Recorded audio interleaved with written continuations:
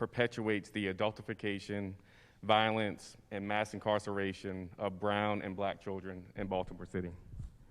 Because let's be clear, if these corners were filled with white kids who squeegee, their narrative would be different, our response would be different. I preface what I'm about to say with, I'm not trying to minimize anyone's negative encounters or the tragedy that happened last week. The circumstances that led to that are all deeply saddening. But I also want to highlight that a lot of the incidents that occur are isolated.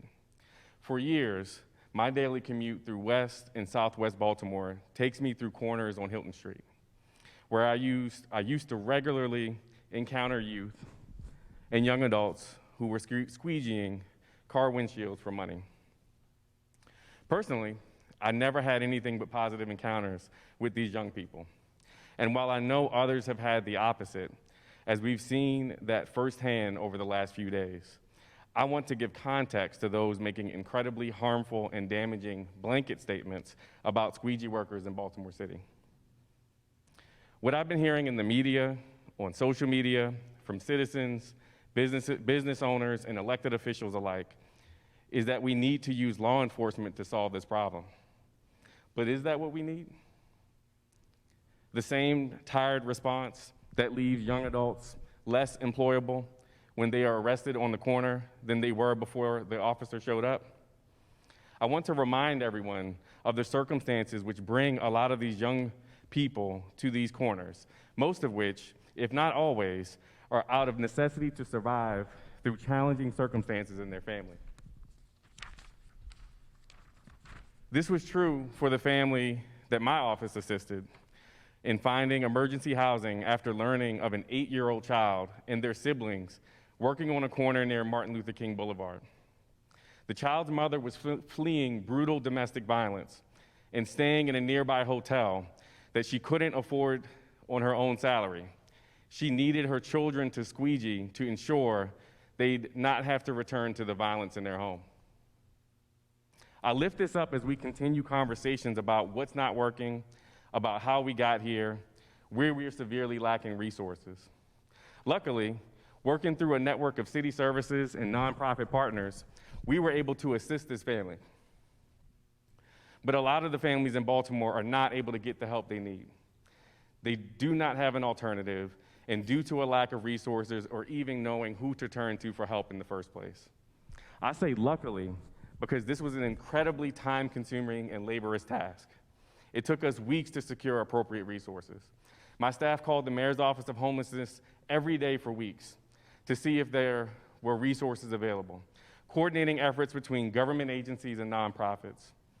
These systems are in no way easy to navigate, even for those of us who know where to look. The formerly Squeegee Corps, now the updated Squeegee Alternative Plan, led by the esteemed Dr. Andre Bunley from the Office of African American Male Engagement, focuses on going directly to corners daily, using credible mentors to engage the youth, providing consistent programming and quality connected relationships to help guide these youth to alternatives. Additionally, Rick, who now works for the Mayor's Office of Neighborhood Engagement, developed relationships with multiple youth on the Hilton corridor and guided them over 4 years to the date, where we can now see the growth and impact of the program. The system used to successfully transition youth from squeegeeing to meaningful pathways was created by the Mayor's Office. And because of these programs, over time, I began to see fewer and fewer of those same young people on the corners of Hilton on my daily commute. Want to know what they're up to now? Let me tell you. 3 have graduated from high school, which was a big deal considering where they started. 1 of them works at the Horseshoe Casino. 1 is still engaged with the program and will be working at the Revival Hotel downtown. 1 works for DPW. 1 of them works for Rec and Parks. 1 has worked at Burger King for the last 3 years. All proud, all gainfully employed. Others we have heard from are currently exploring different jobs and professional and technical training to find what careers suit them. But the circumstances that these young people live through remain virtually unchanged. And so other young people from these same communities, just like them, make the same choice to panhandle. Because of their pride, they choose to work rather than receiving what they consider a handout. They prefer squeegee workers because they view it as a job, a humble one. And when presented with real opportunity to make better money, most will take it. Many of these young people live in communities where their peers are engaging in drug dealing and robberies to make a living. They're choosing not to and view this as close to a legitimate opportunity to make money as they can get. We as a city have not created the opportunities for these youth to make other choices, to have alternative incomes to support their needs of their families.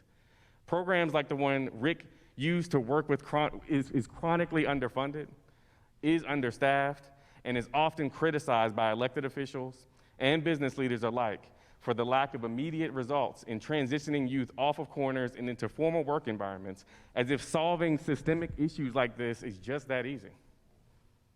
It's estimated that over 20,000 people have disengaged from city schools, most of which have experienced homelessness, violence, trauma, and many of the failures that our society chooses to ignore in search of short-term solutions to hide the outcomes of our collective inaction. And these issues are not news to us. These are systemic issues that have gone unchecked for decades, especially given the fragile economic state that the majority of our citizens live in. We as a legislative body, we as community leaders, must prioritize programs that support our youth and the actual well-being of our communities. We must be proactive and better fund programs like YouthWorks so we aren't leaving students seeking summer jobs left behind.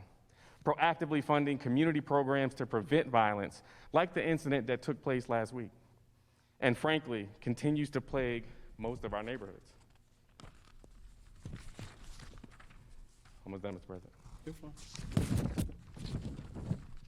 This body and the mayor's office need to better support programs that provide direct outreach to corners and help these young people transition. Residents need to step up too. Programs that are seeking mentors are often short of people willing to lend a hand. PTA meetings are often empty cafeterias, and the fabric of our community has long been torn. Community cannot wait for government to solve this problem without getting involved. We all are at fault. We all need to do more. It's my hope that we can turn this tragedy into a watershed moment that will make our city a better place for all of us. The lives of Baltimore citizens depend on real solutions. The lives of our children, future leaders, depend on this. This also means truly showing our love, our care, our compassion for children of the city, our children in the city. So let's come up with real solutions instead of continuously talking about what's not working. Let's get to work.